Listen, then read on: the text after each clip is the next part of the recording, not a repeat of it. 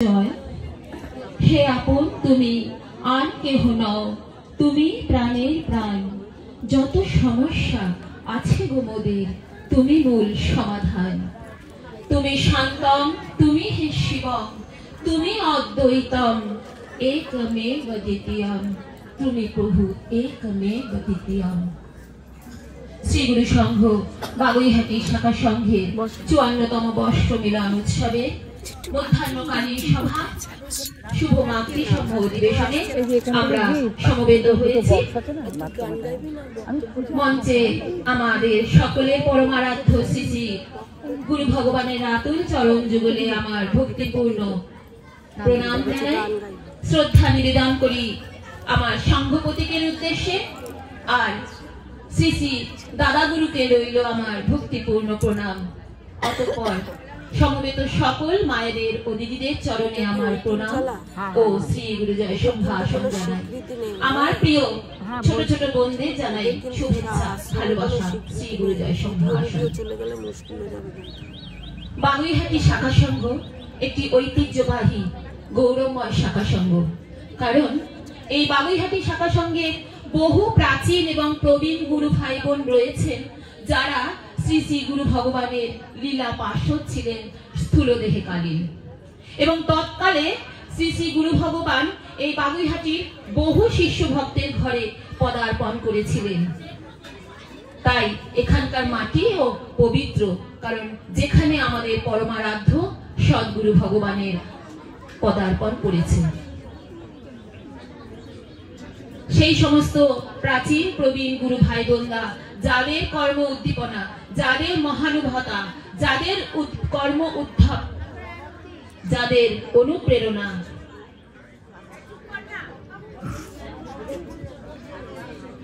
যাদের সহযোগিতা, সহমর্মিতা, ভালোবাসায় বাগুইহাটি শাখা সংঘের বর্তমান ৫৪তম বর্ষ মিলনে উপস্থিত হয়েছে, পদার্পণ করেছে। এবং আগামী দিনেও বিভিন্ন যারা এই শাখা সংঘের অন্তর্গত গুরু ভাই বোন, শিষ্য শিষ্যা, ভক্তবৃন্দ রয়েছেন, তাদের এগিয়ে যাওয়ার পথে অনুপ্রেরণা দিচ্ছেন। তাদের আমি শ্রদ্ধা নিবেদন করি, কৃতজ্ঞতা জানাই। কালের প্রভাবে আমরা জানি ধর্ম গ্লানিযুক্ত হয় এবং তখন মানুষ নিজের ব্যক্তিত্ব ও ক্ষমতার পর্যবসিত হয়ে ক্রোধ, লোভ, হিংসা, পরশ্রী কাতরতা ও কলহরূপ উন্মত্ততায় মগ্ন হয়ে জীবন কাটায় এবং পাশবিক জীবন লাভ করে ও সবকিছু নিজের হস্তগত করতে চায়, অর্থাৎ পার্থিব জগতের সকল সুখ পেতে চায়। আর তখনই মানুষ দুঃখ, যন্ত্রণা, কষ্টে ভোগে। কারণ পার্থিব সুখ চিরদিন নয়। এই পর্যন্ত প্রত্যেকে সেই আলোচনা করলেন যে পার্থিব সুখ চিরদিন নয়। আর সেই মতো অবস্থায় ধার্মিক অধার্মিকগণ যখন প্রতিটা মুহূর্তে বাধা পেয়ে বিপর্যস্ত জীবন কাটান, তখনই সেই ভগবানের প্রেরণা পাঠানো দূত স্বরূপ সদ্গুরু ভগবান রূপ মহাত্মাগণ যুগে যুগে বারবার আবির্ভূত হয়ে আমাদের মতো মানুষকে উদ্ধার করতে আসে। তেমনি অধ্যাত্ম সাধনার এক যুগ সন্ধিক্ষণে তত্ত্বময়, প্রেমময় যুগপুরুষ, লীলাময় বিগ্রহ শ্রী শ্রীমৎ দুর্গাপ্রসন্ন পরমহংসদেব আবির্ভূত হলেন শ্রী গুরু সংঘ সহ, এবং আমাদের মতো অধঃপতিত মানব জাতিকে সত্য, সুন্দর ও ধর্মপথে পরিচালিত করে নিত্য ও শান্তি ধামের অধিকারী করবেন, এই কামনা নিয়ে তার আবির্ভাব। শুধু আমাদের নয়, সর্বজীবের দুঃখ মোচন করে শান্তিদানের কামনা নিয়ে তার শুভ আবির্ভাব। ভগবান শ্রী শ্রী দুর্গাপ্রসন্ন পরমহংসদেব আমাদের মতো কাঙালদের দীক্ষা মন্ত্রে, ইষ্ট মন্ত্রে দীক্ষা দিয়ে শ্রী গুরু সংঘ নামক স্কুলে ভর্তি করে নিলেন। আমাদের পরম সৌভাগ্য এবং তার অকৃত্রিম করুণায় আমরা শ্রী গুরু সংঘের মতো সৎসঙ্গে আশ্রয় লাভ করতে পেরেছি, বহু পুণ্য জন্মের ফলস্বরূপ। আমরা এই শ্রী গুরু সংঘে প্রবেশ করলাম, স্কুলে ভর্তি হলাম। আমরা প্রত্যেকে জানি স্কুলে যখন আমরা ভর্তি হই প্রত্যেকটা ক্লাসে আমাকে অধ্যাবসায়ের মাধ্যমে পড়াশুনো করে উত্তীর্ণ হতে হয় এবং আমাদের যে ভালো স্টুডেন্ট সে ফার্স্ট সেকেন্ড থার্ড প্রত্যেকেই হয়। শ্রী গুরু সংঘ আশ্রমও ঠিক সেই রকম। তিনি শুধুমাত্র দীক্ষা মন্ত্রে দীক্ষিত করে আমাদের প্রবেশাধিকার দিলেন, আর মহামূল্যবান সেই নববিধান আমরা বর্তমানে কলির জীব, আমাদের পক্ষে যা যজ্ঞাদি তপ তপস্যা এবং কঠোর তপস্যার মাধ্যমে অনেক সময় ব্যয় এবং অর্থ ব্যয় করে ঈশ্বর আরাধনার সময় আমাদের মধ্যে নেই, এই কথা তিনি চিন্তা করতে পেরেছিলেন, অনুভব করতে পেরেছিলেন। তাই আমাদের মতো সাধারণ মানুষের হাতে তুলে দিলেন তার সর্বধর্ম সমন্বয়কে একত্রিত করে সর্বশাস্ত্রের মূল কথা মহামূল্যবান সেই নববিধান, যাতে আছে সৎ শিক্ষা, যাতে আছে সংঘবদ্ধভাবে ঐক্যবদ্ধভাবে ধর্ম আলোচনা করার অধিকার, যাতে আছে নামের আশ্রয়ে থাকা, যাতে আছে জনসেবায় অংশগ্রহণ করা। অর্থাৎ আমরা সকলে জানি শ্রী গুরু সংঘ জাতি ধর্ম বর্ণ নির্বিশেষে এক অসাম্প্রদায়িক নিষ্কাম কর্মযজ্ঞশালা। আর শ্রী গুরু সংঘের এই কর্মযজ্ঞশালা দেখলে অভিভূত হতে হয়, কারণ শ্রী গুরু সংঘের এই নিত্য কর্মযজ্ঞে রয়েছে শুধুমাত্র ঈশ্বর আরাধনা নয়, যাগ যজ্ঞ তপ তপস্যা দিয়ে নয়, এখানে নিত্য নতুন ভাবে তিনি যুক্ত করলেন মানব সেবামূলক এক শ্রী গুরু সংঘ মহাধর্মীয় প্রতিষ্ঠান, যেখানে অহরহ হয়ে চলেছে মানব সেবা। আজ যে আমরা বাগুইহাটি শাখা সংঘের মাতৃসংঘ অধিবেশনে এখানে বসে আছি, একটু পরেই দেখবেন মানব সেবামূলক, ওখানে দাদারা মানব সেবামূলক কাজ করছে, একটু পরে খাওয়া দাওয়া অনেক কিছু। শুধু তাই নয়, আমাদের খাওয়া দাওয়া নয়, শুধু বিভিন্ন শাখা সঙ্গে কম্বল বিতরণ, চক্ষুদান শিবির, রোগীদের ডাক্তারের চিকিৎসালয়, ভ্রাম্যমাণ চিকিৎসালয়, এইভাবে শ্রী গুরু সংঘ বিভিন্ন ভাবে সেবা করে চলেছে। ভগবান শ্রী শ্রী মা দুর্গা প্রসন্ন পরমহংসদেব তাই চেয়েছিলেন। আমরা একটু আগে বললাম যে আমরা পার্থিব সুখ ভোগে আকাঙ্ক্ষিত হয়ে নিজেদের সর্বনাশ করছি, সত্যি তাই। বর্তমান যুগে, কম্পিউটার যুগে আমরা অনেক এগিয়ে গেছি, ইমেল এবং নেটের দৌড়াতে আমরা ঘরে বসে সব কিছু পেয়ে যাচ্ছি, দূর দূরান্তের সব খবর পাই, দূর দূরান্তে আমরা হোয়াটসঅ্যাপের মাধ্যমে কথা বলতে পারি, সবকিছু করতে পারি, আকাশে উড়ে যেতে পারি নিমিষের মধ্যে। কিন্তু দিনান্তে দেখবেন, প্রত্যেকে নিজেকে প্রশ্ন করবেন, দিনান্তে আমরা প্রত্যেকেই একা, ভীষণ একা।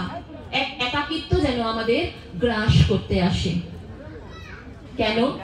কারণ আমরা ভগবানে বিশ্বাস হারিয়ে, ভগবানের সেই মহামূল্যবান বাণীগুলোকে ভুলে গিয়ে আমরা নিজেদের ক্ষমতা ও ব্যক্তিত্বের জন্য নিজেদের সব কিছু হস্তগত করতে চাই। তাই তো আজ ভাইয়ে ভাইয়ে বিরোধ, স্ত্রী স্বামীতে বিরোধ, বাবা পুত্রে বিরোধ, শুধু বিরোধ আর বিরোধ, কোনোখানে ভ্রাতৃত্ববোধ নেই। কিন্তু শ্রী গুরু সংঘের সেই আদর্শ এবং বাণীর মধ্যে রয়েছে বিশ্ব ভ্রাতৃত্ব, বিশ্ব মৈত্রী, বিশ্ব শান্তির বাণী। একথা আমাদের সকলকে মনে রাখতে হবে, কারণ আমরা যখন শ্রী গুরু সংঘে এসছি, আমরা এখন বর্তমান পরিস্থিতিতে শুধু অনৈক্য, শুধু মতের অমিল দেখা যায়। প্রত্যেকের সঙ্গে দেখবেন দুজন কি তিনজনের, চারজনের বেশি লোক হয়ে গেলে সেখানে মতের অনৈক্য, মতের মিল থাকে না।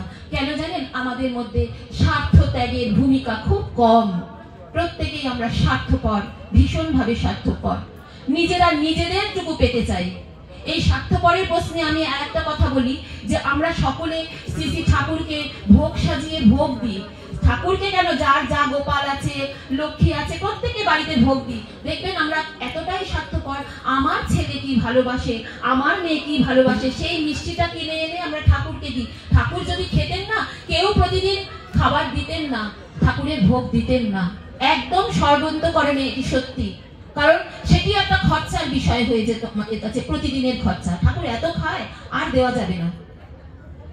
সত্যি ঠাকুর খান না, কিন্তু দৃষ্টি দেন।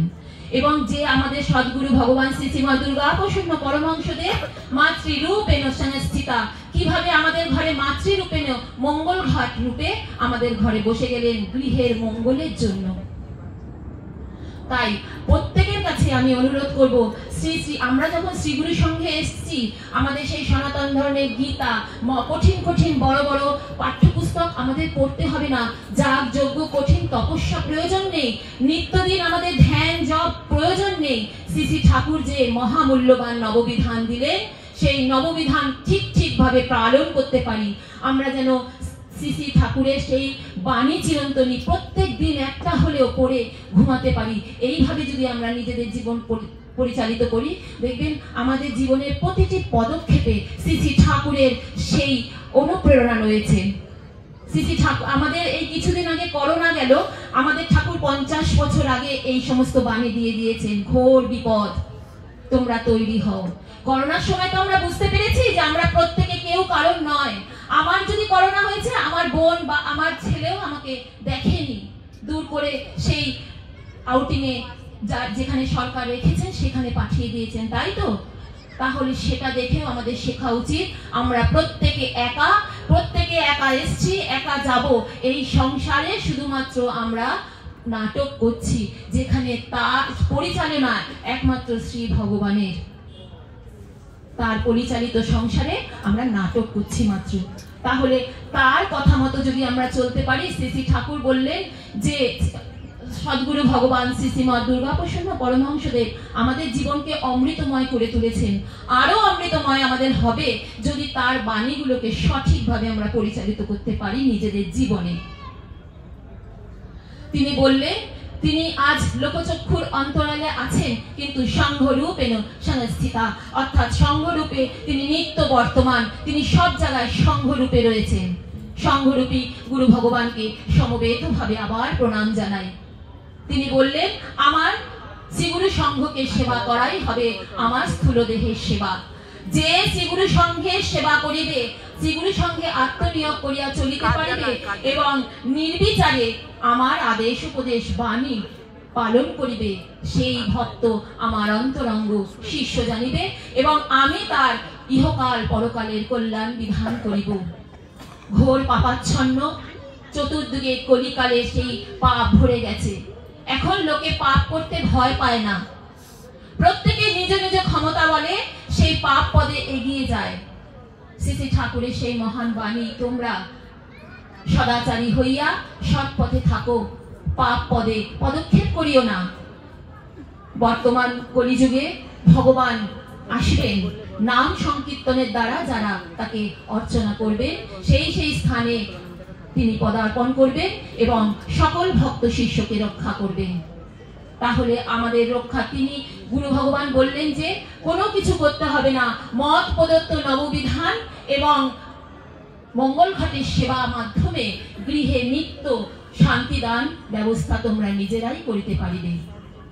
আমরা যেন তার সেই বাণীগুলোকে মেনে চলি, আমাদের আর অন্য কোনো কিছু লাগবে না। প্রতিটা মুহূর্তে আমরা বাড়িতে ছোট ছোট ছেলে মেয়েদেরও সেই শিক্ষা দেব, শ্রীগুরু সঙ্গের ভবিষ্যৎ তৈরি করার জন্য সকলকে এগিয়ে আসতে হবে। আমরা তো মা, আমরা যেইভাবে চলবো আমাদের মেয়েরা বা ছেলেরা সেইভাবে চলবে। প্রত্যেকে যেন শাখা সঙ্গের নিজ নিজ শাখা সঙ্গেকে সুদৃঢ় করতে পারে এবং শাখা সঙ্গের উৎসব যেন এমনই সুন্দর হয়, প্রত্যেকের কাছে আমার অনুরোধ। আর বর্তমানে শ্রীগুরু সংঘ আশ্রমে আমাদের মাতৃসংঘের কার্যালয় আছে। মাতৃসংঘের কার্যালয় আগেও ছিল, খুশি মাসি যখন ছিল তখনও ছিল, খুশি মাসি এখনো আছেন, তিনি মায়েদের প্রধান, তখনও ছিল, কিন্তু মন্দির সংস্করণের জন্য সেই ঘরটি হয়তো বিলুপ্ত হয়ে গেছে। এদিক ওদিকে মাতৃসংঘের কার্যালয়ে কাজকর্ম হচ্ছিল, কিন্তু বর্তমানে আমাদের পরিচালন কমিটি আবার আমাদের সুযোগ করে দিয়েছে। আমাদের মাতৃসংঘের কার্যালয় আছে। প্রত্যেক মায়ের কাছে আমার করজোড়ে নিবেদন, আপনারা আসুন। মাতৃসংঘ সকলে, শ্রীগুরু সঙ্গে আমরা সকলে সমান। মাতৃসংঘ সকলে যেন অংশগ্রহণ করতে পারি সেই মাতৃসংঘের কার্যালয়ে। মাসে অন্তত একটা দিন যাদের নাম হয়, এই একটু আগে নাম বলছিল দিদি, নামের মাধ্যমে যে গুরুদেব আমাদের যোগাযোগ তৈরি করে দিলেন, সেই আশ্রমের নামে আপনারা প্রত্যেকে যাবেন। আমি সেই দিন আশ্রমে গিয়ে দেখলাম নামে লোক আসেনি, খুব দুঃখের বিষয়, বর্তমানে নাম সংকীর্তন প্রত্যেকের দরকার। ওই একটি দিন যখন গুরু ভগবান আমাদের সুযোগ করে দিয়েছেন, আমরা যেন কেউ এই সুযোগ থেকে বঞ্চিত না হই। আমাদের যত কষ্ট হোক, আমরা যেন সেই আশ্রমের নামে অন্তত 4 ঘন্টা তাকে নাম শুনিয়ে আসতে পারি। সকলের কাছে আমার অনুরোধ, আপনারা কার্যালয়ে যুক্ত হন। সামনে পয়লা ফাল্গুন আসছে। পয়লা ফাল্গুনের জন্য আমাদের কিছু মায়েদের কর্মী লাগবে। আপনারা প্রত্যেক শাখা সঙ্গে, এবং পয়লা ফাল্গুনের যে বিল ছাপানো হয়েছে, পয়লা ফাল্গুন তো মাতৃসংঘ, শ্রী ঠাকুরের সেই অভিনব করুণা মাতৃসংঘ বৎসরে একবার আসে। সেই আমরা সকলে সেখানে সমান এবং সকলে সেই প্রণামী দিয়ে সেই মাতৃসংঘটাকে উদযাপন করি। তাই প্রত্যেকের কাছে সেই বিল যাবে, প্রত্যেক শাখা সংঘ বিল নেবে এবং বিলটি যথাসময়ে পয়লা ফাল্গুনের আগে দেওয়ারই জমা দেওয়ার চেষ্টা করবেন। আর সামনে ভক্ত সম্মেলন আছে আমাদের গুরুধামে, এবার ভক্ত সম্মেলন। সেই পূর্ণ তীর্থে আমরা যেন সকলে ভক্ত ভগবানের সঙ্গে মিলন অবগাহন করতে পারি। সকলের চরণে আমার প্রার্থনা রইল। শ্রী গুরু সংঘ বাগুইহাটি শাখা সংঘের উত্তরোত্তর শ্রীবৃদ্ধি হোক, উন্নতি হোক। সকলের চরণে আমার প্রণাম এবং শ্রীগুরু সংঘের সকল কর্মী, শ্রীগুরু সংঘের সকল কর্মী ভাই বোন দাদা দিদিদের আমি শ্রদ্ধা নিবেদন করি, যাদের উৎসর্গ, যাদের অক্লান্ত পরিশ্রমে শ্রীগুরু সংঘের এই বিশাল বিশাল উৎসব মহোৎসব ভক্ত সম্মেলনগুলো সুষ্ঠুভাবে সুষ্পন্ন হতে পারছে। শ্রী গুরু জয়, শ্রী গুরু জয়, শ্রী গুরু জয়।